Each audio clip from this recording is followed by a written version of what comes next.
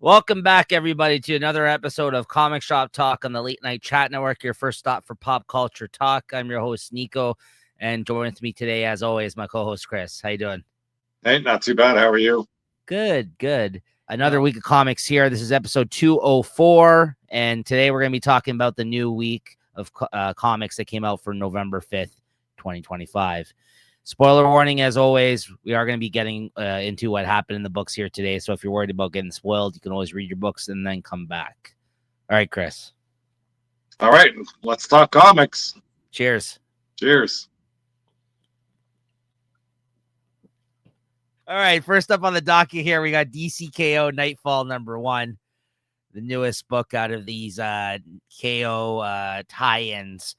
And I didn't originally pick this up, but I saw a copy there, and I was like hearing some good things, so I grabbed myself a copy. What'd you think of this, Chris? Yeah, I just read it online, and if I bought the copy, I don't think I would have been disappointed. It was pretty good. Like, I don't know how this sort of whole world is working, or what was going on. So, think at the beginning, Batman is explaining, how he kind of put a boom tube or something in his suit, so in case he lost early, he wouldn't be dead. And the boom tube was supposed to just bring him back to Gotham. But what happened after that, who knows? It brings him back to like a different Gotham. And how this fits into the world, who knows? I don't really care if they tell me or not. You can figure it out as it goes on. It looks like it's some future time. And Dick Grayson is taken over as Batman.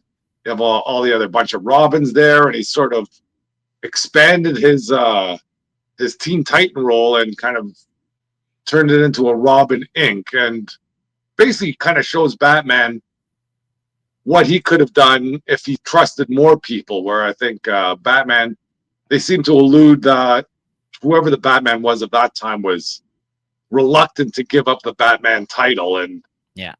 And it sounds like he did some crazy things in there. Like he said, he killed some Robins as they wanted to. So there's a lot of stuff going on, and never mind just the battle between, the Robins and Dick Grayson and Batman.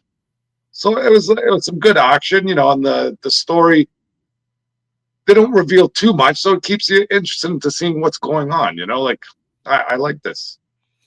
Yeah, I really like this issue, actually. I wasn't sure if I was going to check this out initially, but I'm glad I did. This is just a really good Batman tie-in miniseries, which, I guess we'll see how this ties in exactly. But I think this is basically just going to be him dealing with this stuff in this other place he was kind of boom tubed to outside of the DCKO event. And then I guess maybe by the end of this, he might, pop back into that miniseries. But it looks like he's down and out for the remainder of this DCKO. Yeah.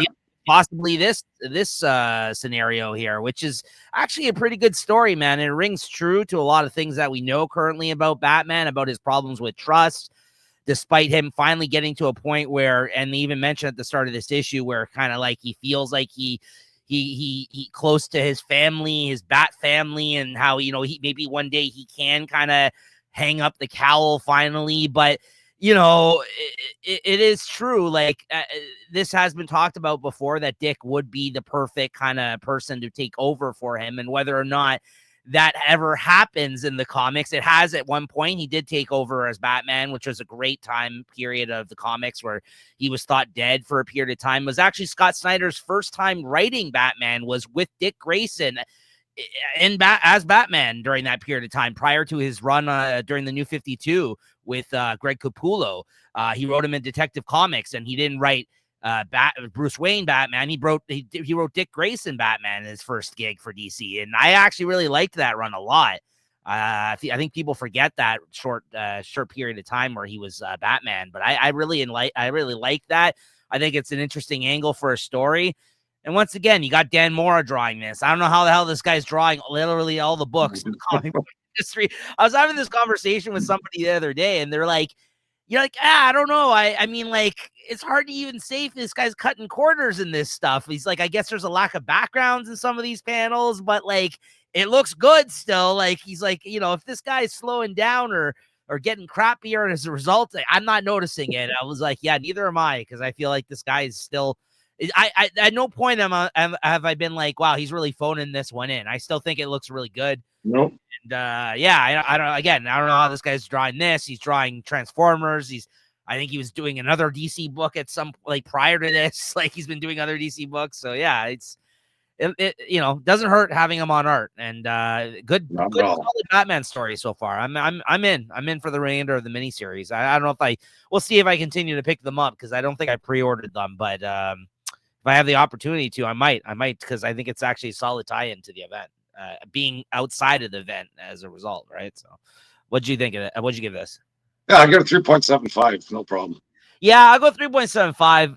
Honestly, verging on 4 though. I really like the story. It's I like the angle that they're going with here. And yeah, that was the cliffhanger, as you mentioned, that it looks like he may have killed some of the Robins. And there has been a Batman Inc., so it's not far-fetched to think there'd be a Robin Inc. as well, right? So I like that. Nothing seems not possible in this story so far for what we know of the character. Like nothing's like so far-fetched where I'm like, this would never happen. This all seems possible. Maybe not killing the Robins, but I don't know, maybe. Well, maybe the real Batman, like the Batman of their time, is still floating around somewhere too, and maybe he's going to get into the mix. Yeah, I guess we'll see. Next up, we got Planet She-Hulk #1. Yeah, I just got the A cover for this, which wasn't half bad. No. I think they also had that Streetverse variant for this, but I don't know. For whatever reason, I thought the A cover tickled my fancy a little bit more. Hey, and at least it started with a great splash page. You never can complain about that. I thought the art in here was, it was top notch. Again, the story, I had a problem like more with sort of this day in the life of She-Hulk all the time. And although I don't mind the story, I just hope it leads to something, because if it's just a few more issues of always just her kind of floating around and kind of woe is me, this is my life, and I'm just going to kind of do what I do. That sort of beat kind of gets tired. I read a lot about that, and it seems to work better when she's on Earth. When they're trying to portray her as just a lawyer trying to make it. Of course, she should have a whole hum life, but here she's like queen of this freaking crazy world. There are some crazy things that going on, and she's trying to find a way off this planet to get back home. And I don't know, somehow she's invited to some wedding, and then she's got to kind of schmoo some sort of some importer exporter. Got some Art Vandelay character in there that's trying to do her get her way with her. But still, at the end of the day, I didn't mind reading this comic. The art made it enjoyable. The story's decent. And at one point I didn't like is how, I guess, Bruce or Hulk said he'd be back in 5 days, and he wouldn't be back, and he's not back. I understand it makes for the story, but they shouldn't have made that promise and not have him live up to it. I quite like this, actually. I wasn't, too sure. This was probably one of the only spin-off series out of Imperial that I think we had talked about maybe wanting to check out. I didn't pick this one up. I read this digitally, but I actually quite enjoyed this. Like you said, the Aaron Cooter art was really good in it. And I actually kind of liked I thought there was some really good dialogue for She-Hulk in this. I actually like this. This is still by Stephanie Williams, who wrote the tie-in Imperial issue, which I know we didn't really care for in terms of the tone, but I thought this was kind of breaking free of that tone that you were talking about a little bit more so in this. I mean, she's still, the characterization is still, like you said, like the She-Hulk from the last series in a way, but, she's definitely more badass and has to kind of step up and do stuff in this series. Like she has to fight like in the ring against these big monsters and everything. Like you said, she may not want to be there, or may not be up to the task necessarily, but she's kind of being forced into these situations. And, I don't think, I actually, I liked the direction of this so far, honestly. So this was a surprise. I didn't know if I was going to like it as much as I did, but I definitely would continue reading at this point. It's definitely a different new angle for her in the kind of the Planet Hulk, type of arena here. Literally, I mean, she's she's the gladiator in this, essentially fighting people, just like Hulk did. Also, the fact that, his reference that he had all those wives and all this other stuff that was talked about in this, I thought was interesting. Like, how, they think they still give her respect just because she's a Hulk in some sort of way. Right. So, yeah, I thought this was a good addition to all that. What'd you give this? I give it a 3.75. I did enjoy it, but I don't know. I want more. Yeah, I also give it a 3.75. But again, for me, just like the first book, I could see it, is verging on a 4. I could see it with another couple of issues. Hopefully it gets even better. Then we got Amazing X-Men #2. I got one of those street verse ones for Psylocke. Oh, fuck. I'm surprised I didn't get mine. I'm pretty sure I ordered that one. Yeah, I was about to say, I would have thought you did for this one, but yeah, what'd you think? Yeah, maybe I'll look into that when I head back there, pick up my comics next week. But I hope I get it, because I enjoyed this comic. The first one was okay, and this one here kind of seemed I seemed even better. With I guess what's his name, Cyclops and his team there. They go into Magic and Juggernaut sort of part of town, or the limbo that they're taking care of. And I guess they're kind of looking to her for some help, and you get a little bit of history about what happened to her. And it seems that Ilyana's gone, and this dark child sort of that's taken over the personality.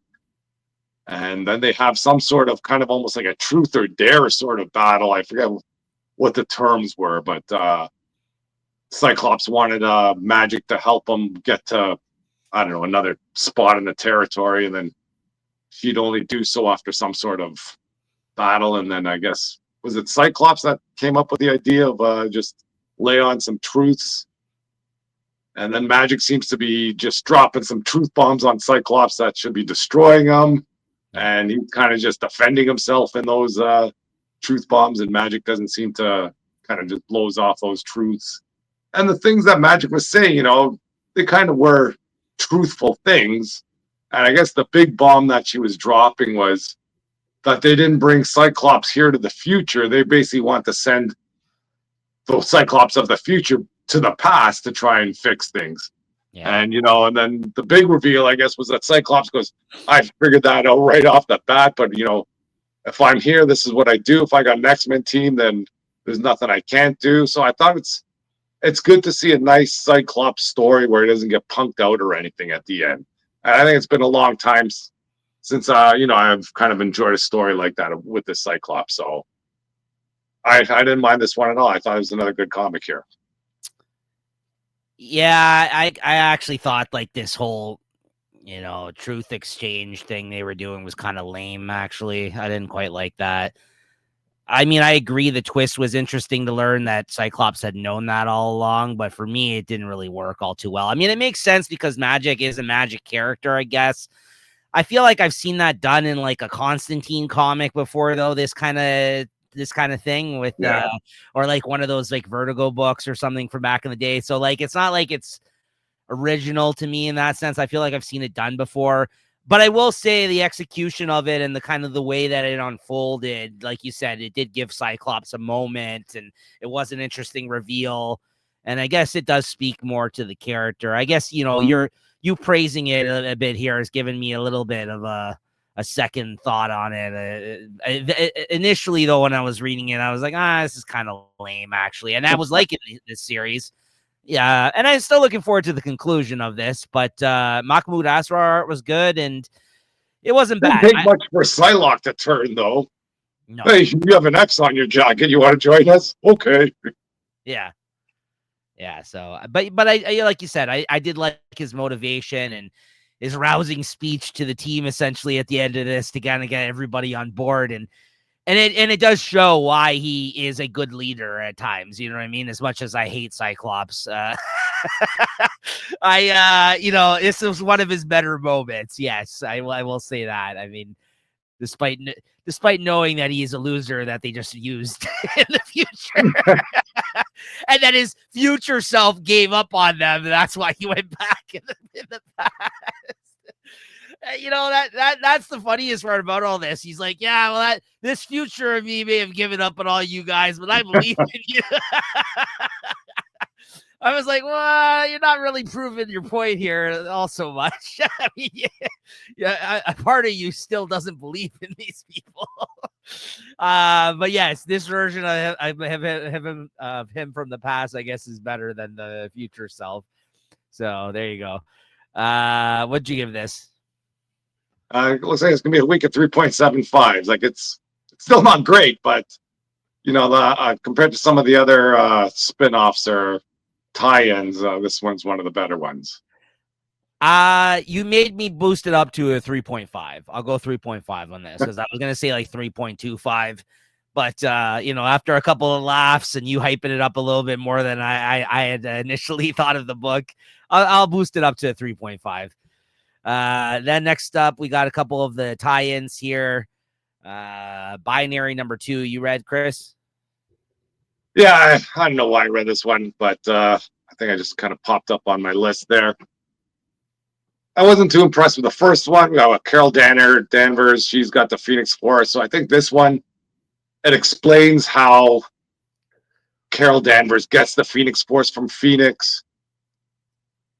This is just another one where they're passing the baton between two people that, at least in my opinion, didn't really have too much of a connection. They did that with Danny Moonstar and Captain America, and here Phoenix and Captain Marvel.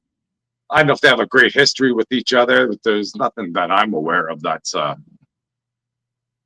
was too encompassing that they gotta make a 3-issue series. But anyways, I don't know. I guess with that X-bomb, Phoenix was trying to protect the universe from that X-bomb spreading out, which I don't even see how it's gonna freaking leave the planet Earth. And she was so concerned that that Revelation doesn't spread this infection past Earth, and I don't know how she dies, but she does. And then whatever Binary or Captain Marvel, she's concerned that she's not living up to Jean Grey's shadow or something, whatever. And the town's getting a little tired of being stuck in there, and they try and kind of blow her up or something. But at least at the end, somebody kind of shows up and starts knocking around, Jean Grey's spirit, and puts up a fight against the Phoenix Force, and it turns out to be Madeline. So that's not too bad. It's fine. I got another character in here. I thought it was better than the first issue, but this is something that's been stretched thin for 3 issues. Yeah. And I give it a 3.5. I thought the art was great. There's a lot of kind of a splash pages with the flames fanning around some scantily clad costumes. Yeah, they have it. Yeah, no, for sure, nice art.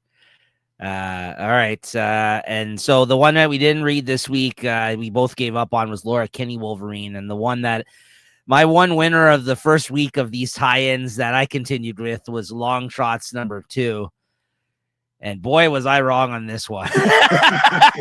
So it looks like after this week, I won't be reading issue 3 of any of the tie-ins other than Amazing X-Men, which is I guess the flagship book of this whole Age of Revelation. Listen, is this one of those examples of the first issue where there is a jokey gimmick and angle to the story, and I was like, yeah, this could be fun, and the joke just went on way too long here in this issue. I'm just like, all right, I'm over the Mojoverse stuff now. It's I got enough of it, I feel like, in the first issue, and this just felt like I mentioned, it's something that just a joke that went on way too long, and for that reason alone, I was bored halfway through this, and it wasn't as fun as the first issue, and the art was fine, but I just found myself not caring halfway through. There's a nice appearance from the Watcher, and the whole thing at the end is that Mojo, basically, because the ratings are plummeting and they're doing a bad job at this survival TV show thing that they're doing. They have to call in Longshot and hire him at the end of this issue. They didn't want to give in to his demands of how much he was charging for him to show up or whatever the hell it was for the first issue. And then at the end, like, you see him get on he's like, fine, call her finally, and like, call him, we need him. And you see Spiral, who's with Longshot all the time, pick up the phone, and he's like, oh, Mojo gave in or whatever. They gave in to your demands or whatever what you're asking for. And it looks like Longshot might show up for the finale here next issue. But yeah, I mean, it was not that good. And I thought there was some promise and some fun to the first issue, but like you said, you're talking about stretching this a flimsy premise of a mini series here for 3 issues. This is prime example here. You could have just did with 1 issue, oversized maybe, if you really wanted to tell this story. A waste of Jerry Duggan and Hickman and whatever involvement they had with this story, honestly. And yeah, it's not their best work by any means. I would give this a 3 out of 5. Oof. All right, and then a big finale here this week. We got Huck, Big Bad World #6, Chris. What a nice story. At least the way the story ends. All right, maybe we should start where we're at here.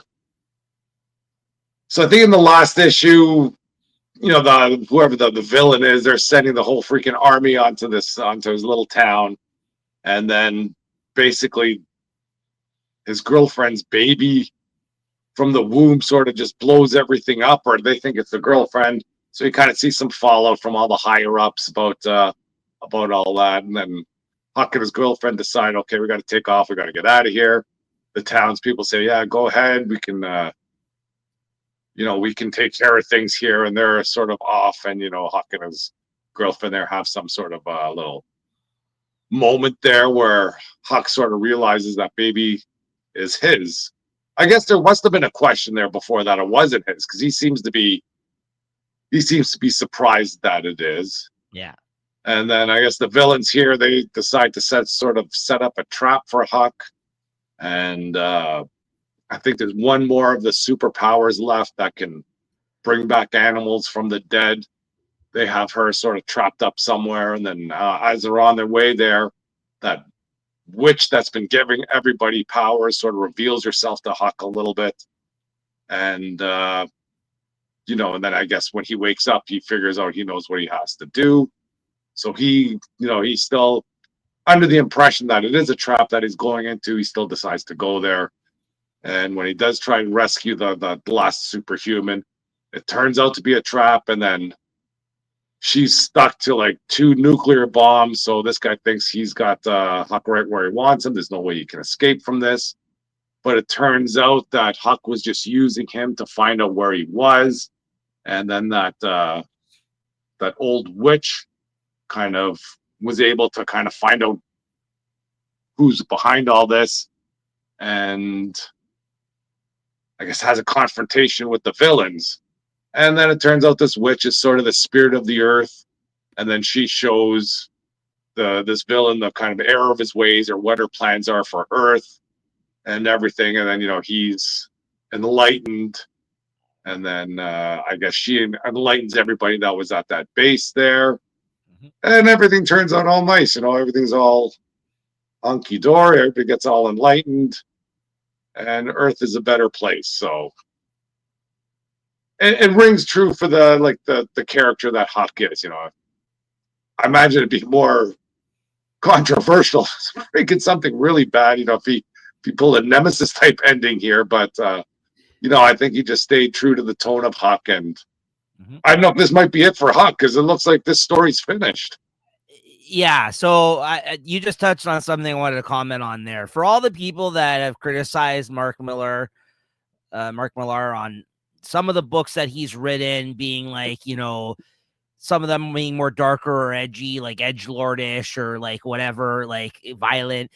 This is just proof positive that he can do other types of stories here. And like the optimism in this story, and as well as in the first miniseries for Huck, is what made me love this character to begin with, because he's still able to tell a really good story and show you in this, it's so optimistic of like saying like, if only you had a bunch of people working together that actually want to better the world instead of do bad things or be shitty to one another, then you could actually accomplish something. And that's kind of like what happens here at the end of this story, is that like there's a whole bunch of them by the end of it that have now been granted powers. And they've been granted powers to do only one thing, and that's to basically help people. Like that's like that, like that's a really nice like message and end to this story. And like you said, I don't know if there's going to be more after this, but I enjoyed my time. I didn't even know if we were going to get this one, quite frankly, because until he showed up in Big Game, I hadn't seen Huck in any of other Mark. Like Mark Millar only did that one miniseries, like it feels like 10 years ago now, or whenever the hell he did it. So I was happy that he did this. I'm happy that the original artist, Raphael Albuquerque, returned to do this with them. And I was happy for this, another miniseries, this character. I really like this character. He always said that this is kind of like his answer to Superman. And it shows that he can do this type of story. He can do these type of characters. And in the same goddamn week, he can also do a book like Nemesis, right? So, I mean, he's got range. I like that. I like that. That he's able to write this type of character as well. And I think this proves that fact. I love this character. I like the idea of the books. And he's just like, like a Kansas boy type of he's a Superman type of character, essentially. Like he's a guy that just wants to help folks. And like Superman never left the farm and just, kind of grew up there and didn't get involved in all these world politics, just kind of doing small things, and still gets involved in right, kind of like an earth-shattering or earth-changing course. And then you see like all these nice little snapshots at the end that he's got married and had kids, and then it kind of shows you all these things that he had taught them to do, or moments that they've had together, right? And it definitely was a little bit of cutesy kind of like you said, hunky dory type of ending here at the end. But there's nothing wrong with that. I think there's a lot of negativity in the world, and this is definitely he didn't want the story to be that. Obviously, like there's bad guys in it, and the bad guys he overcame them, and he actually turned them into good guys, which is really great, actually. Like how they kind of all there's even moments where you think like there was a moment where I'm like, oh no, is this witch going to turn around and be evil or something? Yeah, no, that's how bad it is. Like I in the back of my head, I'm like, oh no, what's going to happen? Yeah, you can't even accept the happy ending. It's like, oh, right, this can't be right. There's got to be like the last page where someone's like twisting his mustache, right where I want everybody to be, but instead nothing like that. No, that's the thing, that it was actually more shocking of an ending for it not to go that way. Yeah. Once. And then you get this great scene of them on the roof with the sun, the sun rising and all that. Yeah, no, I liked it, man. Or going down. Yeah, I thought it was a solid miniseries. So I'm happy to see a book like this and Nemesis come out in the same week, and two different sides of Mark Millar, right? So. What'd you give this? That's it. Like, I'm glad every book isn't Huck, but I'm glad every book isn't Nemesis either. Exactly. And it was a pleasure to read, and I enjoyed it. I'd give this a 4, and I'd give the whole series maybe a 4.25 even. I agree. And then if you guys never read the first one, I highly recommend checking that one out as well. That one's kind of like the origins of the character, that miniseries, and this is kind of like obviously further along in his life. But I think that might be it for it. Like you said, I felt like that from reading this. I'm like, maybe he doesn't really have much else to say, the way that he kind of tied everything up and kind of gave him a happy ending at the end of this, right? So I don't know if there's more for Huck. I wouldn't be opposed to if they do another crossover, if he's just to show up in, like, you know what I mean, like another crossover event like you did with Big Game or something like that. But there's enough here to enjoy the character. I agree with you. 4.25 for the series. And the only thing I don't get, like, since Big Game sort of joined all these worlds together, so wouldn't Nemesis still be living in this world freaking raising hell? Yeah. And, he's just sitting on the rooftop freaking watching an eagle fly. Maybe he's got to chase this guy down. But then even his story seems to be going in another direction right now, Nemesis, which we'll talk about when we get to there. But, like, I don't know. That story now, it seems not to be as all-encompassing as it was previously. Like, right now, it seems like to be just his journey as opposed to, like, the journey of him trying to be the #1 super criminal. I don't know. There's still some of that going on, but the story is going in different directions. I didn't expect that, Nemesis, but we'll talk about that in a bit here. And then I read a few things here. Space Scouts #1 this week by Matt Kitt and David Rubin is the artist. I really like this team. I've seen them work together before. I like Matt Kitt as a writer, and I've like David Rubin as an artist separately. He's done stuff with Matt Kitt and Lemire as well. So this is basically Hunger Games in space, which is this is not an original idea or a pitch of an idea here at all, this miniseries. That's kind of like the only disappointing thing I'll say about this. The book looked great and it was fun to read, but like right from the start, you can tell that that's basically all this is. Now, I don't know if he realized that this is what this is or he purposely just did that, but it's like a blatant ripoff of Hunger Games in space. Basically, there's all these like planets that have to sign up and have one person to be their champion, represent them as this planet in the galaxy of like 1,000 different planets in a challenge of a challenge of sorts. And then it's like the districts with Hunger Games, essentially. Instead of that, it's planets, and this girl who I guess some of these people have like powers, abilities as well. They all have like, I don't know, like they're almost like mutants or something. She has like some sort of a power base, it seems like, or she's special in some way they keep mentioning. And then you kind of see her utilize it later in the games. And throughout this issue, you kind of see her meeting up with some people and going out through the trials and tribulations of the challenges when she signs up as a person that was chosen for their planet. Oh, and also the people that win for their planet, you don't die or anything messed up like that. You just lose, and then I guess you got to go back a loser. But if you win, your planet becomes basically a kingdom. Your family becomes royalty, and you basically become a member of these Space Scouts, essentially. It's like, I don't know, joining the Justice League or something. Yeah, you're part of the elites then. Yeah. And I guess they do this every so often. But it is basically Hunger Games, right, in space, which, that's not the worst pitch I've heard or bad on paper or whatever, but it's just not original. And so while I enjoyed it, I do want to point that out because it's very clearly that. And I can't not feel like that Matt Kitt was not aware that that's what this was. Maybe that's just what he wanted to go with, the story he wanted to tell here. I think it's going to be like another like 3-issue series, like oversized issues, like he's been doing out of this label through Dark Horse. It's like his own label. It's called Flux House, and he's been putting out a few books. None of them, which the couple that I have checked out have been big winners lately. So he's just churning them out. He's working with some good artists, but I don't know. I don't think this one's going to be like, when it's all said and done, I might pick this up in the collection because I like the artist, but it's got to really wow me with the next issue, because this one was just kind of like paint by numbers, going through the motions. It felt like of Hunger Games. So unless there's some big twist here, and at the end of this issue, she literally takes everybody out in this challenge using like one of her abilities, like kind of levels the playing field. And there's 10 of them left, like in the finals, essentially moving into the next issue. So it's like moving at a crazy fast pace. I think at the start of this, they mentioned there's like 1,000 planets in this challenge or whatever that they're in. And and then there's like a fun moment where there's like, she has to she basically sacrifices herself almost to save somebody. And then it turns out like she thought she lost the competition because she got taken out as a result. And then they popped out of nowhere. They're like, oh, you solved the secret challenge or whatever, where you're supposed to save somebody to show like you're a good person or something like that, like you care about people or something like that. So she ended up like not losing the competition as a result of it, because there's like, it was one of those like secret challenges to show like if she could be protect her teammates or something like that. So I don't know. I'll give it a 3.5.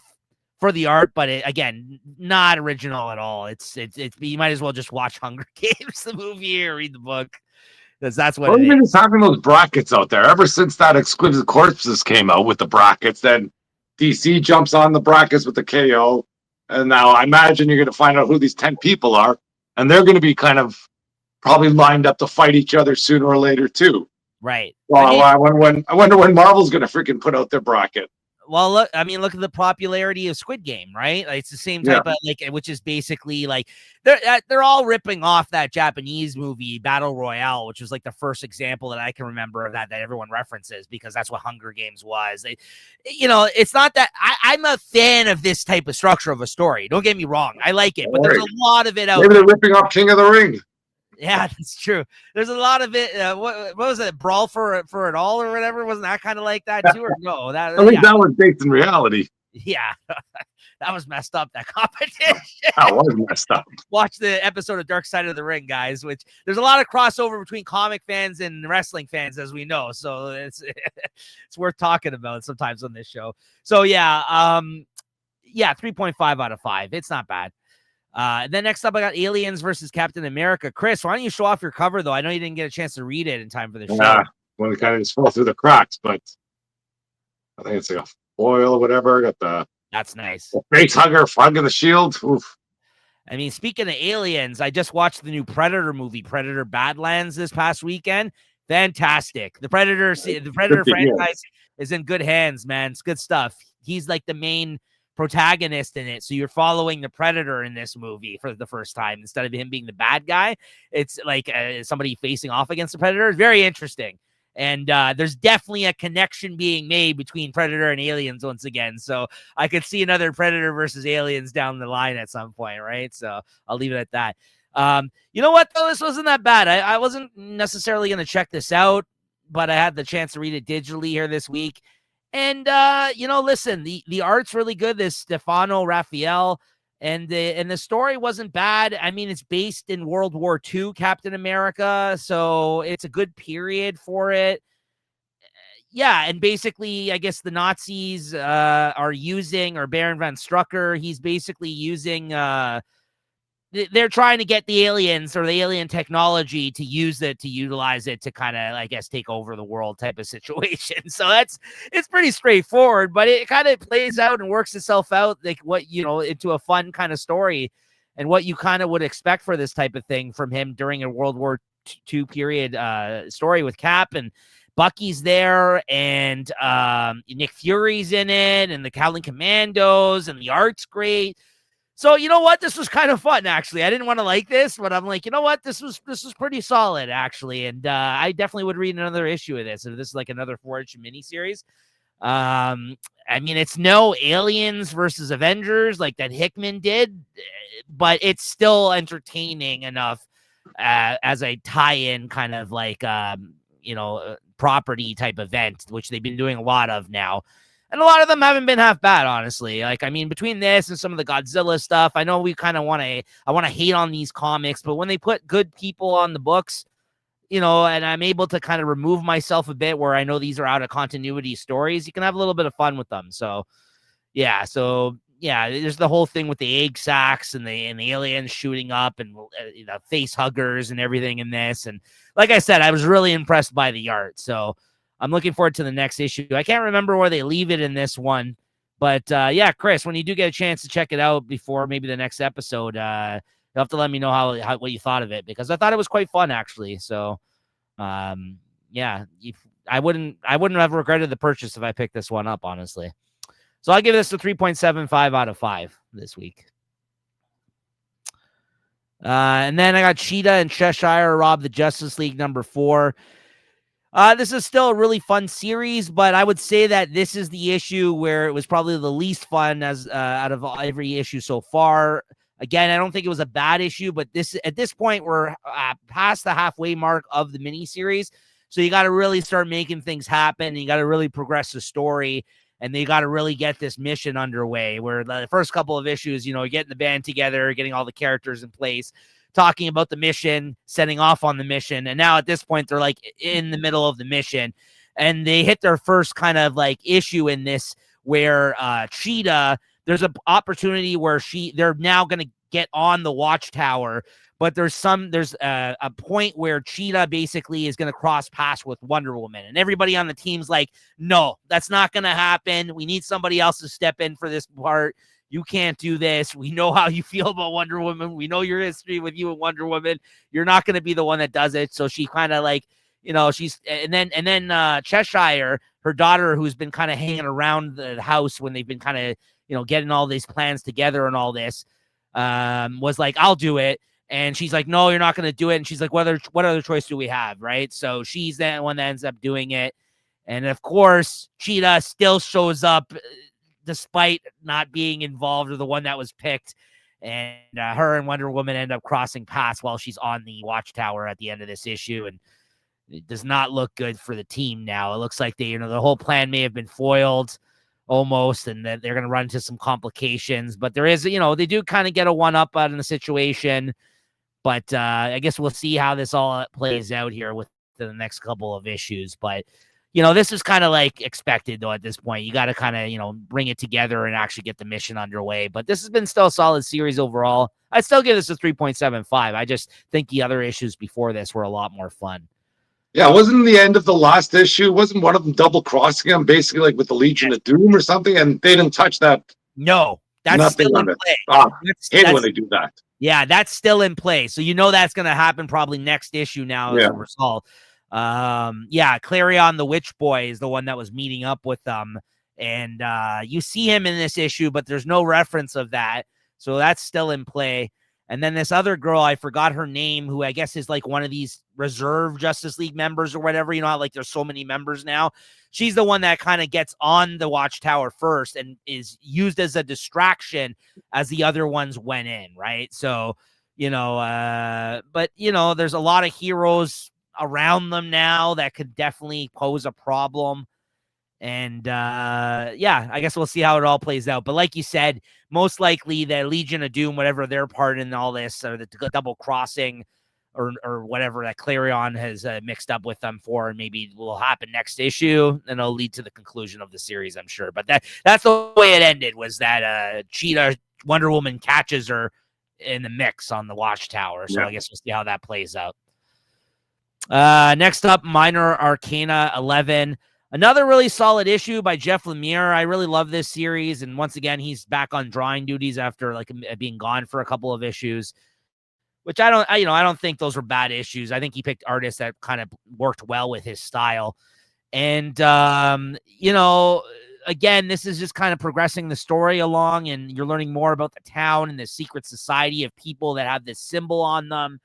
And how the hell this girl is able to kind of tap into this magic of hers, like touching people and going into their futures and past and in their head. And she questions her mother, like her involvement in this once again in this issue. She's like, you sure you can't do any of this stuff? And whenever she brings it up, she's like, what are you talking about? And like, I don't know, she's either playing dumb or she, for whatever reason, has this ability and she doesn't.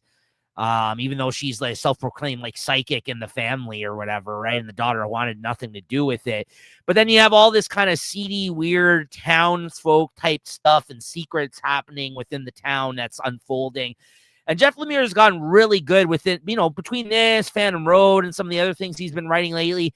He's really good at kind of stringing us along through a really well-told mystery where it's kind of still got me guessing and interested the whole way through. So that's that's the highest compliment I can give this, is that it's continued to hold my interest in that sense. And, Jeff Lemire, I always like seeing his art. It's not everyone's cup of tea, but I do enjoy his stuff. Again, I think he just does the watercolor colors a lot of the time. Although I don't know if this is him coloring this or not, but it looks like it's by somebody else, but it's definitely got that same flair to the one like when he watercolors it. I think this is a person who put watercolors on his art in this, if I'm not mistaken. So looks like it anyways. I give this a 4 out of 5. I really like this series, and every issue has been really good. Honestly, throughout the whole thing has been enjoyable. And then finally, we got White House Robot Romance, the most ridiculous name in comics for a series. And, listen, the first issue, I gave it a shot because it's Zdarsky. I guess this is like another 3-issue or 4-issue miniseries from the Distillery Company. Does like the oversized issues, kind of like Black Label. I give them, I took a flyer on the first issue. Less interested with this story by the second issue here. It's kind of just progressing the story along. It's pretty predictable. Again, this is about like these whole relations between Canada and the U.S. The U.S. is going to invade Canada in the future. There's robots that worked in the White House that fell in love with each other. And in this issue, you kind of learn that it may have been the creators of the robots that kind of influenced them to kind of like through their programming, kind of gave them a little bit of a push. And now they're kind of questioning whether or not it's in their programming or if they actually ever had feelings for each other, these robots. There's a lot of like funny little elements and kind of things going on with the story.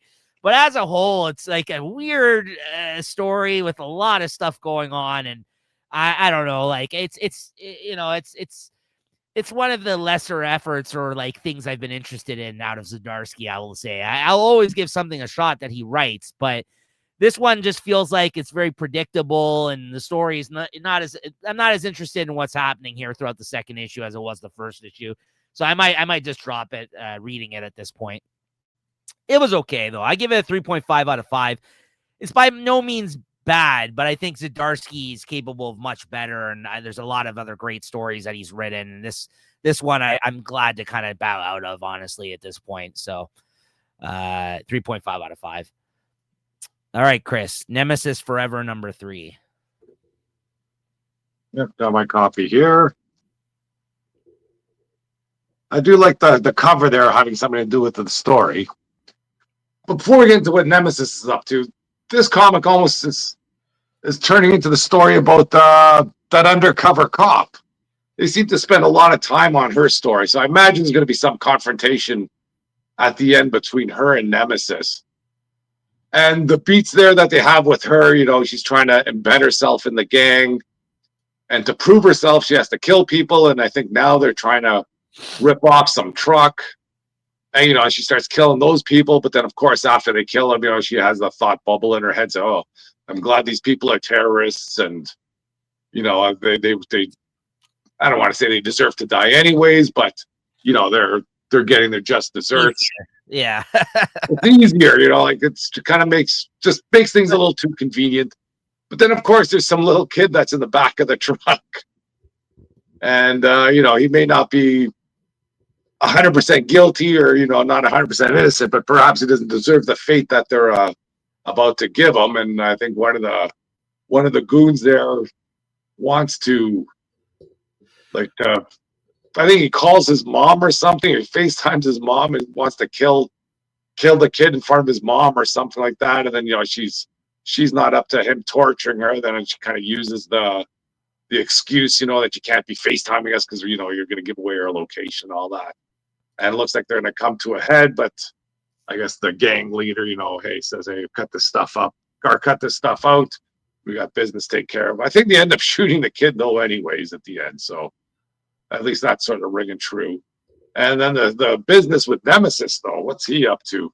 He's like in an attic full of children, and he's so friendly with these children. They're like asking him questions. He's, oh, can I ask you this question? Oh, you can ask me anything. And then one of the kids is, how come you got a gas mask? And he's like, wow. He's like, well, there's gonna be a poisonous gas out here. I need to breathe. He goes, how come we don't get gas masks? He goes, oh, you kids, you're so adorable. His hand through his hair. I'm like, oh, wow. But then, of course, I guess his plans go awry. I think, whatever, he sends out these trucks with that gas, and, they explode, and the town's freaking, everybody's dying there. So I guess he's got another major catastrophe on his hands. But then the police seem to have a beat on where he is, and they sort of attack him, and this pushes Nemesis sort of into a bad spot. He's kind of stuck on the streets with the gas out there still. And I think what he says, he's got 5 breaths before he's going to bite it, or before the gas will get him. And you have basically a riot squad on him. Yeah. I have no idea how he's going to get out of this, but I seem to enjoy that they got him in a tough spot where generally we've always seen him in a good way. And he seems to have some sort of conscience about this too, because he's having nightmares with his rookie. Yeah, I kind of like that one while he was sleeping. And he goes, "Rookie, didn't I kill you?" He goes, "Oh, don't worry, we're all waiting here for you." And he wakes up screaming and all that sort of business. So it's still a fun story. I'm not 100% sure I like to focus so much on the detective, but she does have an interesting story. Also, like, yeah, no, well said. And what I said earlier about him having range, that's actually though what I am impressed about this story, because again, I feel like even this now has gotten not so very one note. The story's kind of, he's telling a bunch of different stories of different characters going on in this Nemesis book, where I feel like the last one was the one where he just kind of full went out on a rampage, the last Nemesis series where we got. In this one, there's like, he's still doing his thing, but there's also like this other story going on, which I don't know why that's part of it, where he's like, there's this whole like tech billionaire story going on with his actual persona in life that he's trying to like get going, and he's trying to like, it's almost like he's an Elon Musk type of character who's getting like the neuron link kind of like company he wants to buy, like from that one guy, right? Like he wants, that whole thing too is a weird storyline where like obviously he wants to utilize it for bad and not good, and the fact that he has this CEO guy, like, but like, why doesn't this guy just kill him? Like, I don't understand. Like, he's like, it's one of these things where, I get it. It's like he's trying to like build up this whole persona, but even like the person that works for him is like, I don't know why you're bothering with all this. And he's like, you don't understand. I need this company or whatever. Like, it's just, it's the story is going in all these weird directions where I'm like, I'm actually, I appreciate it. And I think it's him definitely fleshing out this world more in this character. And it's not just so one note of him going on like a revenge tour of sorts, like he kind of did in the last one, which I love. Don't get me wrong, but it's kind of like it's kind of building up a bigger story for this character now, and like I guess whatever he's got planned, right? So I'm interested to see where it goes. I think, and the Matteo Scalera art's great. I really like this issue actually. I think this series is building up to I know what you're saying about the focus also being on the woman, but like I think that's what's interesting about the story is that it's going in places and directions I didn't expect it to.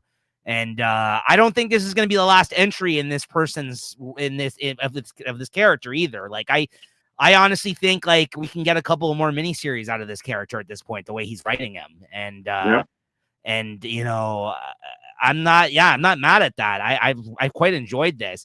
I just hope that he doesn't like lose his roots and he becomes a good guy or something at the end. No, I know, it won't. But I just think it's showing depth to the character and the stories that you can tell with the character, right? Like, I don't mind seeing him struggle, because this guy literally just like struggled not one bit, it felt like, previous to big game, and like shortly after he got out of every scenario, he just whooping everybody's ass. He's struggling a little bit in this. Like seeing him in this scenario at the end, I'm just like, I don't know how he's gonna get out. Like you said, I don't know how he's gonna get out of this one. Like, it looks bad for him, right? So good stuff. I don't know.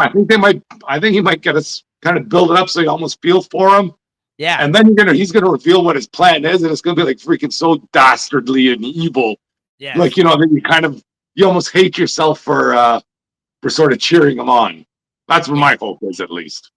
That's where I'd give this a 4, no problem. Yeah, I'd even go 4.25 this week. I really enjoyed this issue. I honestly, I think what's going to happen is if he does acquire that company, he's going to have it so like he can kill like almost everybody in the world somehow with this thing. Yeah, he doesn't have to go out and do anything. He just, freaking, you're online. Right. I just think it's funny that he's getting taken down by some guy that owns a company. Like he's just like some other billionaire or whatever, like some other tech bro. He's like, no, I know what you're going to do with this company. It's nothing good, so I'm not giving it up to you. And he's like, all right. He like shows up at that restaurant that scene. He's, hey, fancy seeing you here. It's just funny seeing both sides of the character in this, right? Like he's like a Bruce Wayne kind of character, like basically, right? So. Orphan and the Five Beasts, Bath the Blood #2. I got my issue here. Yeah, I've just been reading this one online. This is a good comic too. I got nothing bad to say about this. This reminds me a lot of like those old sort of, I don't know, I don't know if you saw, but they used to have like those old karate movies or kung fu movies back in the day, where you have I forget what's that cop in this one called? They're like oh, she's like a lieutenant or something like that. Yeah, whatever, lieutenant. But it's kind of using that sort of Chinese terminology, like a magistrate or something like that. And I think she's trying to recruit. He's an imperial officer. Yeah, the imperial officer. That's what it was. Yeah, and she's trying to recruit the Pine Tree Gang or whatever they were called. And it seems that they're trying to find this beast. Yeah, and this beast is kind of weird. Like when you're first sort of introduced to it, it's there's that doctor that has a pregnant lady, I guess, Yeah. that he's taking care of, and she needs like certain medications or something. And I don't know where this hand came from. Maybe they attacked the beast and the hand was the only thing left. And then it would just kind of start to talk, or they communicate by like all the veins coming out and spelling words. And then it seems like the hand tricked this doctor into going to a far off, kind of a useless errand, so this beast could merge, I guess, with this pregnant lady. And of course, this the Pine Tree Gang and the Imperial officer, they're following that doctor, and it turns out wherever he was sent to was a ruse. Everybody's dead there, and then they're all battling each other at that place. And he kind of takes off, and he makes his way back to his home, I guess, to try and tell his wife or whoever that pregnant lady was that they got to get out of there. And now that the beast is all merged with her, and now you have the Imperial officer and that Bloodhound or the Pine Tree Gang. They're I guess they're ready for the big confrontation. So I'm looking forward to that. And just the dialogue it's just fun dialogue. Yeah, I mean, I agree with you. I have a lot of fun with this. I love James Stokoe's art and colors. And yeah, this is definitely like, it feels like an old kung fu movie of sorts. I like how like she's been tracking down these beasts. This is the second mini series in this series, and I'm sure we'll probably get a third one by the end of the day too. Honestly, the way that this is going, because it seems like she's kind of taking out one or two each mini series. So this is kind of leading up to the reveal of this beast in this mini series at the end of this issue, and another gross creature that she has to basically take out and fight there. But yeah, like you said, I do like the angle that she's basically working with the Imperial officer as well, trying to like better this city, because it seems like they're getting hassled and by this clan essentially, and that now the beast has basically infiltrated and now is using against them here, like trying to possess these people and attack her at the end of this. So it was good stuff. I that leader of the Pine Tree Gang, she's like some sort of chosen type person too, right? She had some sort of master. So her master makes her special. So her master was killed in the first miniseries, and her master is the one that taught her and these other four people. That's why they're called like the five people, the five beasts. He's the one that taught them all this, the kung fu, whatever that they utilize. And we talked about what you need to know to beat them. And in classic fashion, like these type of things, all the other ones strayed to the evil side. Essentially, they've all become bad people, and they've taken over by these evil beings, or like the beast. That's what the whole five beast thing is. So basically, she's tracking down and killing all of the people that killed her master. Essentially, that's the point of this series. So yeah, it's been done before and predictable in that sense, but it's classic kind of like these type of movie storytelling type of stories going on here, and I'm not mad at it, because at least I haven't seen a story like that in the West for a long time. Yeah, exactly. So it's good stuff. Well, what'd you give this? Oof, I'll give it a 4. Yeah, I agree. 4 out of 5 as well. G.I. Joe 13. Got the first issue of this Dreadnoks one with the cover here. Try to put that up here. There you go. Oh, it's a fold out. Oh, nice. Wrap around, yeah. Wrap around. Yeah. Yeah, G.I. Joe's, that's moving along. The story's doing good. I sort of feel though it's falling into the original sort of G.I. Joe line, where the stories are just kind of, they're getting on there. Like I'm not feeling like kind of the love of when I was first reading it. I don't know if they got to bring in some new characters, but now I'm just kind of getting lost in the story where Cobra Commander got tricked into going out into the jungle, and Destro has kind of prodded or poked or manipulated, I guess, the Dreadnoughts into maybe taking out Cobra Commander, and it didn't seem like you had to try too hard to do that. He goes, "Oh, didn't you get chumped by, or didn't you get pumped by Cobra Commander?" I go, "Oh yeah, maybe I did." And anyways, he takes him out there. They're out in the desert, and it seemed like I kind of trying to chase down like a source of energon, and Duke's on the same path there, and then Duke sees that Cobra Commander is about to get executed by Ripper, and he goes out and saves him. And then I guess the big twist there is, of course, Ripper, hey, I didn't come here alone. He brings all his friends, and you got a freaking Mad Max sort of scene out there, which, I can't be mad about that. No. And we'll see where it goes. It's Duke and Cobra Commander on the run, and the whole freaking Mad Max army is chasing them. Yeah, it took a lot of to get here to this point, but by the end of the issue, I was really into what was going on.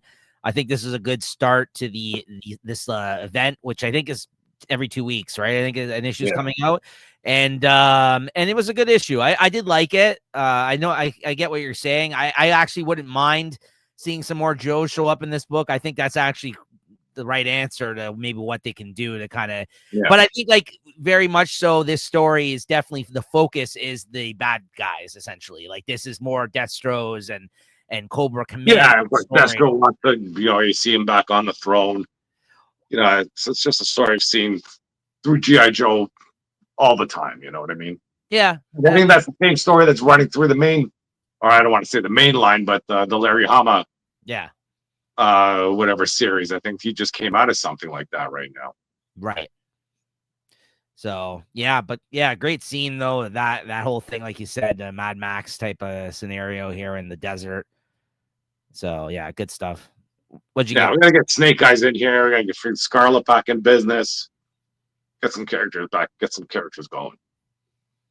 I give it a 3.75. Yeah, same. Then you get Void Rivals 24. Yeah, I think I missed the last few issues of this, and I sort of jumped in, and I guess a lot has changed here. Sola, or whatever her name is, she seems to not be favored, I guess, by Zerda anymore. No. And she stripped her powers, and everybody's still like, what's going to happen if they unify? That's sort of up in the air. I guess that's still the big question: is if this monster is released, are they strong enough to kill it? Because if they don't, then it's something that can destroy the universe. I did like our Suxoids. He's got to keep that story going. And I'm just glad it's only a few stories. Like Suxoid doesn't need his own sign-off, spin-off series to find out what's going on there. But I'm always happy when they touch base with him. But it's still interesting stuff, and I kind of want to see how it plays out, because I guess the Autobots there, they seem to have a spaceship full of energon, and they're ready to hightail it back to Cybertron. So, maybe that's going to play into a future tie-in, is once they get back there with all the Cybertron or all the energon, and maybe turn the tides of that war on Cybertron for the Autobots, and how Earth fits in here. I don't know, but we'll see how it goes. Yeah, I've been enjoying this series the whole way through, but I will say my one, complaint, or I guess more realization as of late about this is that he's really dragging his feet on this story. Like, I mean, this has been going on for like 5-6 issues now. Yeah, this is 24 issues in, and we literally just finally had an altercation between these two people that's been building up from the beginning, where they're both acknowledging the fact that, this issue that they've had between one another, and we're finally making some headway in that regard. But again, we're 24 issues in, and I just feel like he's got to start straying away from this storyline to kind of justify the existence of this book with the Energon Universe stuff, especially because he's now writing the Transformers book. You know what I mean? So I think Kirkman's either got to end this thing soon, or just, like I said, now that we've established this story, make something else the sole focus and direction of the storyline in this book now. Because I like the book, I like the characters, like you said, the Skuxoid stuff's interesting, and I like the whole idea of what's happened here. But you didn't have to take 24 issues to kind of tell what he's told so far, honestly. Like, he's really been, you want to talk about decompressed storytelling in comics when people complain about it, this is brutal. Like, what I mean? Like, Transformers, we had all kinds of things happen. Even in G.I. Joe, although it kind of veered outside the main series and it hasn't been going on as long because they had the mini series and all that. But, you know, I just feel like, again, for these newly established characters, if you want to kind of, like, you really got to step it up a notch here a little bit, right? And I like the book. I like the book. This is all coming from someone who's picked up every issue of the book, and I'm all in on the Energon stuff. But I just feel like I need something a little bit more now from this title. After 2 years of this coming out, I think that's not a lot. That's not a big ask at this point. But I think Transformers is still the standout title of this whole line, though. I think it's the best one, honestly. But maybe the end game is that this thing's going to be released, and that's why right. The Autobots and GI Joe and everybody has to come together to fight this thing. Which would be great. That's the thing. But it doesn't look like they have a plan for that for like another year or so. Right. It's not that it's a bad story. It's just taking a long ass time to get to that point, right? I'm sure he has plans for this, right? Because, I feel like, I don't know if it was this issue. It'd be a good time for this comic to take a break. Yeah. It's just like, come on now. Like, I think it was, I don't know if it was this issue or one of the other issues where it's like you get to the letter column and then they're like, yep, no end in sight. I was like, what the hell? What's going on here? But, the next issue is the 25th issue. And if they did the same thing like Transformers, it's going to be an oversized issue and it's going to be a good opportunity to set up some new stuff. So we'll see what happens. Right? Yeah. So anyways, what'd you give this? I give it 3.75. Yeah, same. It's good. Like I said, it's good. I like it. It's just, it's taking a long time here to get to the whatever storyline he's cooking. All right, Batman number 3. Oof. Yeah, Batman number 3. Yeah. Oof.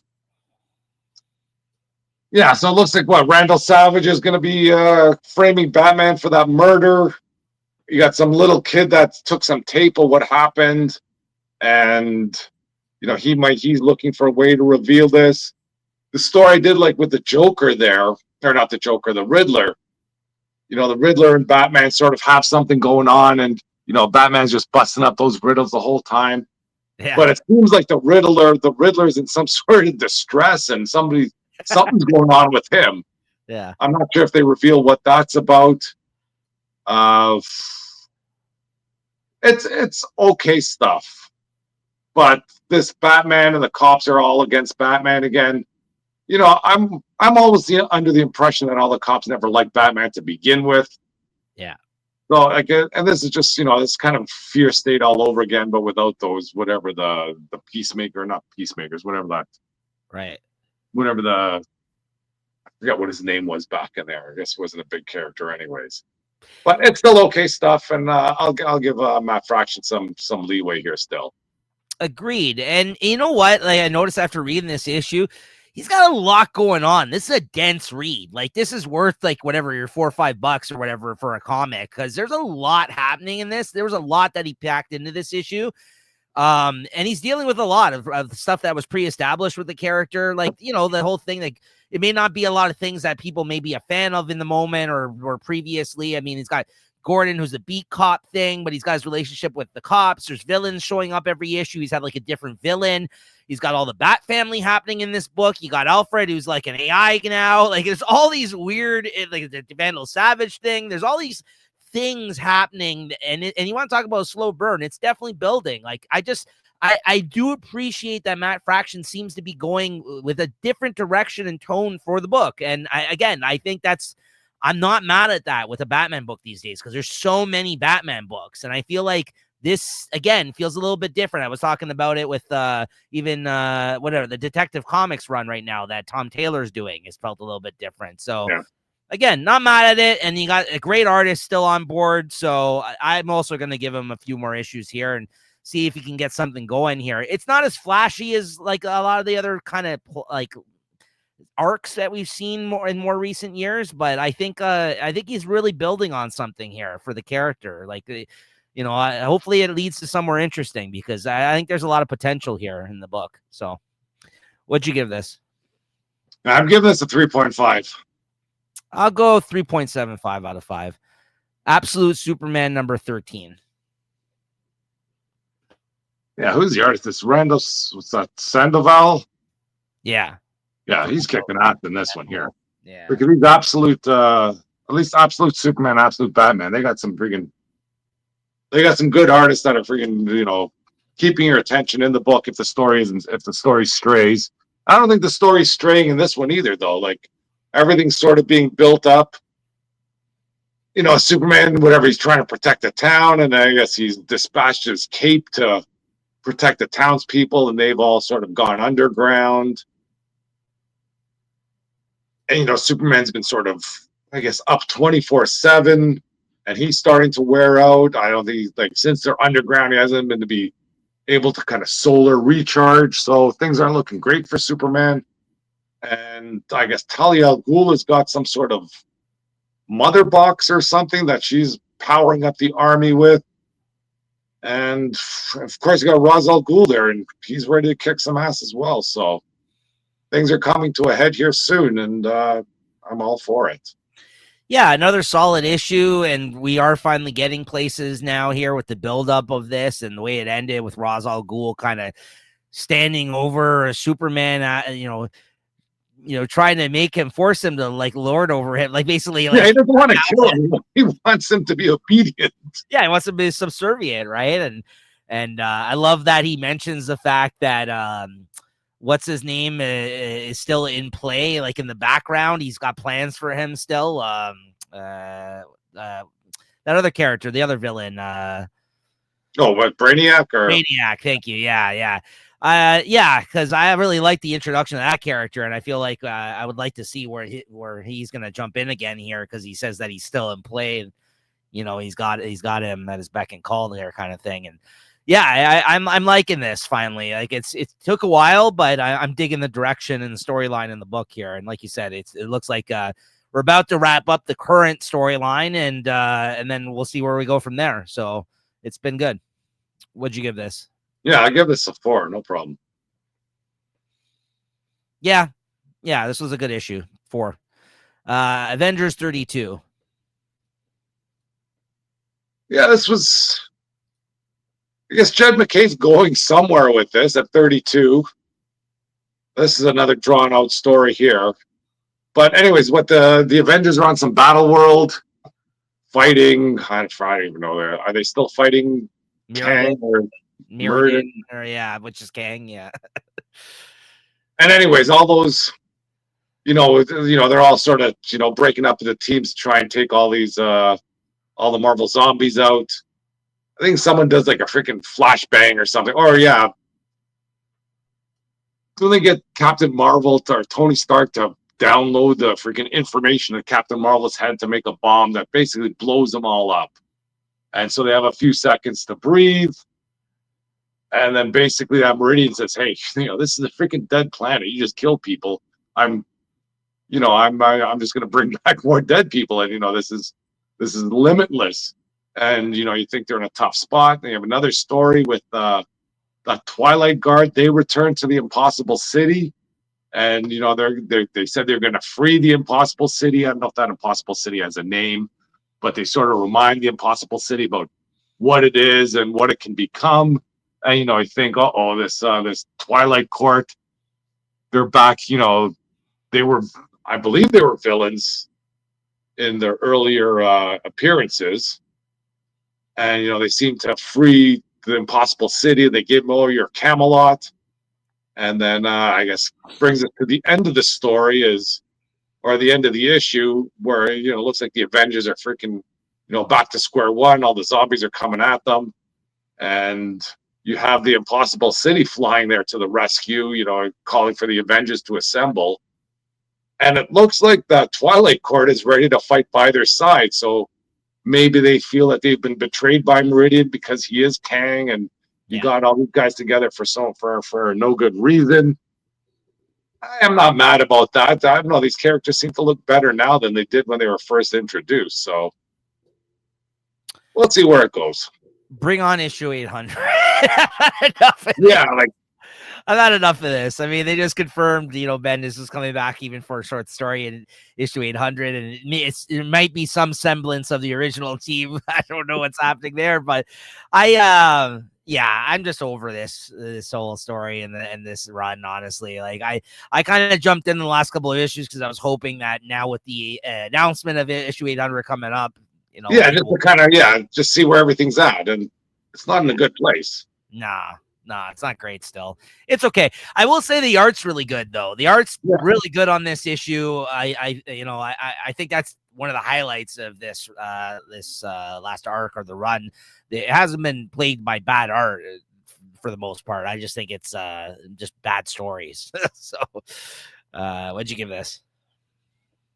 Well, for the Avengers, this is a 3.75, but for a regular comic, I'm giving it a 3.5. Yeah, I'd even go 3.25. Honestly, I think, but I think there's nothing wrong with it. It's just I think I'm bored and over of this storyline. Honestly, it's more like I never really connected with that Ashen Combine or these whatever this Twilight Court, and then now they're turning face for, I don't know, maybe they explained it in issues earlier that we missed, but. And then finally, Amazing Spider-Man number 15. I got the Street Verse variant for this one as well. Me too. Yeah, solid cover. Yeah. But I think the solicitations freaking kind of pulled a fast one on us here. I think they were talking about that suit sort of coming to life, and is it going to be friend or is it going to be foe? I don't know, but didn't this not start? Oh, that was just a dream or something. Yeah, I was confused there because I remember in the beginning of Peter Parker, it looked like Peter Parker was coming back to Earth, or he was back in the present time or his present zone. But yeah, it just turned out to be a dream. And then once it kind of gets back to this, Guardians of the Galaxy Spider-Man style, I don't mind it. Rod, they're like, Pepe or not Pepe, whatever, Joe Kelly. I think he writes a great Rocket, and just all the comments he makes, it's all fun to read. And when Rocket has some sort of debt he has to pay, and they kind of show up to collect, and Spider-Man has some sort of challenge here, and then he realizes that this suit that the scientist gave him is alive, and then that's when he chooses to free the suit, and that leaves him very underpowered in this battle, but I guess he comes through. And then this is where, he thought the suit was going to be mad at him, but the suit seems pretty casual about it. And, it kind of goes over some history there. So I don't want to say it was a bad issue, but they kind of hyped it to be something else, something that it wasn't. I'm not a fan of that. But as for the issue itself, it's still a fun read. I like this Guardian of the Galaxy type story that they have there. It seems like that scientist is almost like Drax, and the whole crew there, it's you haven't seen Spider-Man in a team like this for a long time. Yeah, and this suit's like Warlock, right? It's like we were seeing a lot of these guys lately in the comics. Yeah, essentially, yeah. It's funny because I know you took a while, it seemed like, to warm up to this space story with Peter at the start of this, where I was kind of like having a lot of fun with it. Now it seems like now that you've finally warmed up to it, now I'm like a little over it. I'm like, this is a bridge too far at this point. Like, I'm still having fun with it, but I'm just like, all right, man, I've had enough of this space story. You're gonna be stuck in space for a while, I think. Again, it's not bad by any means, like you said, and I've been enjoying it for the most part. But I gotta say, the highlight of this issue for me was that he hooked up with an alien at the end. But a Captain Kirk there. Yeah. He's like, oh yeah, is this okay? And he's like, yeah, it's all right. He's like, got his hand. Oh yeah, I'm sorry, I didn't ask for permission. Oh, you don't need permission or something. And then you see in the corner one of the other crewmates like creeping on. They're like, oh, what's going on over there? Yeah, between that and the Rocket stuff, yeah, there's some fun stuff in this. Even the suit part was fun. That's the thing. It's fun. I still liked it. I just think, again, if we're gonna be here for a while, I might as well get comfortable with it. It's just they gotta get Joe Kelly back on Deadpool. I don't know why they have all these stupid writers on Deadpool that are trying to be funny that aren't funny. It seems like this Joe Kelly does have a good sarcastic voice for for Rocket, and snappy I imagine Deadpool as well. Yeah, snappy dialogue. Yeah, that's and and that's actually funny, or a parody, or it's a parody of something. It's not just some a one-liner joke that doesn't really mean anything. Well, that's the whole thing. It's all related to stuff. I love when Rocket's talking about all these Peters I meet. They're all stupid because he's got Peter Quill, now he meets Peter. These Earth Peters. What's wrong with you guys? Yeah. Well, that's the whole thing with with even the Deadpool movie, the Ryan Reynolds version of it, right? Like, as much as Rob Liefeld's the one that created the character, the version of the character that we see in the films is the Joe Kelly written Deadpool. Like, he's the one that kind of did the fourth wall breaking, like him talking to himself and funny dialogue type of version of him. Rob Liefeld's version was more badass, like an assassin. Yeah. Take seriously, right? So that's kind of like, that's what's interesting about that, is that the version that people seem to like, I think the Rob Liefeld version is the Wolverine Origins, and yes, Joe Kelly is Deadpool. Yeah. but yeah, what'd you give this? I'll give it a 3.75. I'll go 3.5. All right, that's gonna do it for what we read this week. Unless there's anything else you got there, Chris, you good? Or nope, that's it for me too. Okay, let's talk about what we're reading next week here. I think I look at my Marvel list out here, but for Marvel, I got Ultimate Wolverine 11, I think Fantastic Four 5, Spider-Man Wolverine 7. I got the cover for Iron Frost 2, so I might as well read that. Venom 251, and I'm sure there's some other stuff in there, and I forget what I got. When you go through your DC and the Image, I'll give you yeas and A's. Fill in some of the blanks here. Yeah, let me just see what we got here. So this is for November 11th. Is it 11th or what is this? Hold on. It's the 12th on Wednesday. 12th, yeah. This is for November 12th, what we're reading. Let's see here. Dark Horse. Do I got anything here? Doesn't look like it. No. Youngblood coming out next week. Yes, big release next week. Yeah, I know you'll be checking that out, right? You pre-ordered that one? Yeah. So it's be a big release. A lot of really good covers. Batman 162. It's the return of Hush. Yeah, we'll see. It's on the list, but that doesn't mean it's coming out. On the list. Yeah, that doesn't mean much yet. Yeah, but it's supposed to be coming out, which is a return of Hush 2. What else we got 154 here? Was supposed to be out 3 months ago.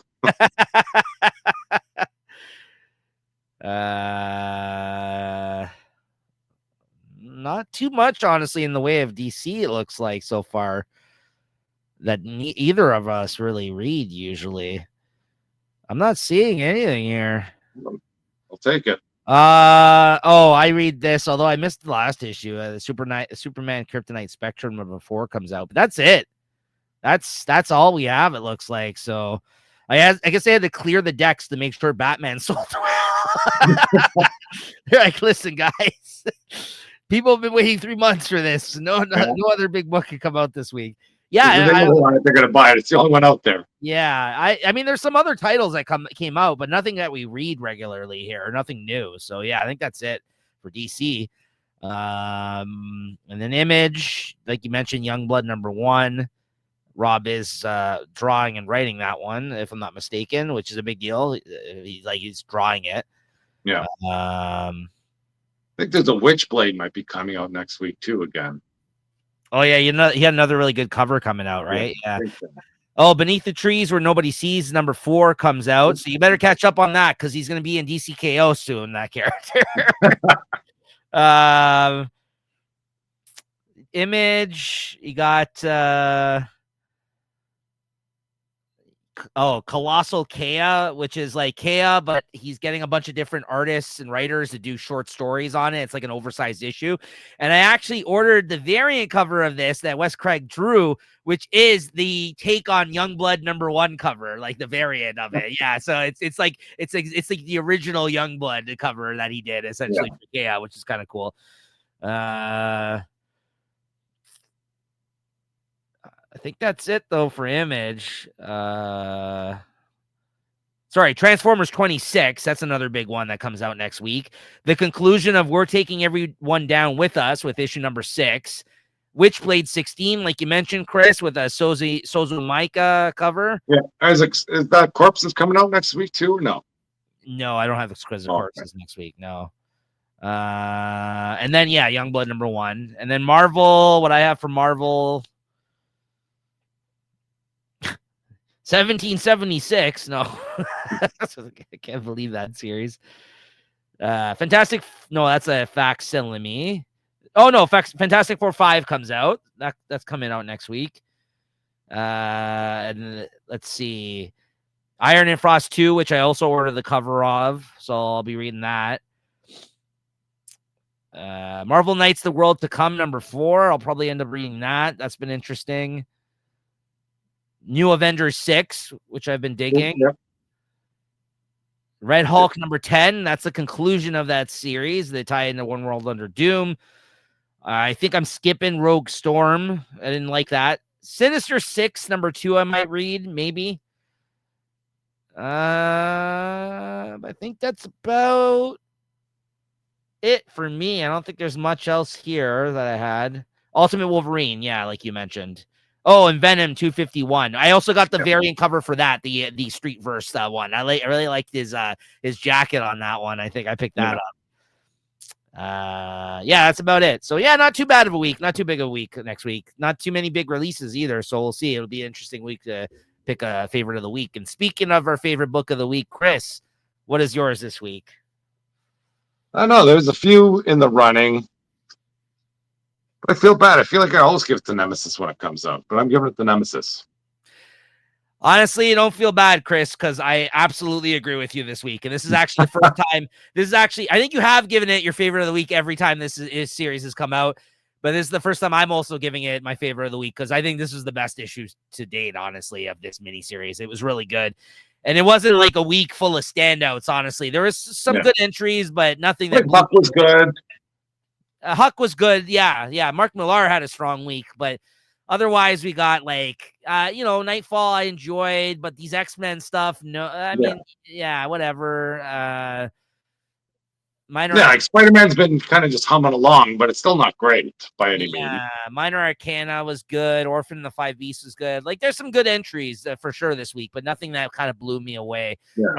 Just a lot of books kind of towing the line that have been good lately. Yeah, right? That'd be a good way to describe this last week's comics. Yeah, exactly. But this was a standout issue. I'm really enjoying this miniseries for Nemesis. So yeah. So there you go, guys. That's our favorite of the week. Nemesis Forever #3 for me and Chris. Make sure to tune in next week once again for our weekly comic book review show. And we'll be talking about the new comics that came out for the week of November 12th. All right. Thanks again. Make sure to like and subscribe. Thank you to Chris as always. And see you guys next time. Later.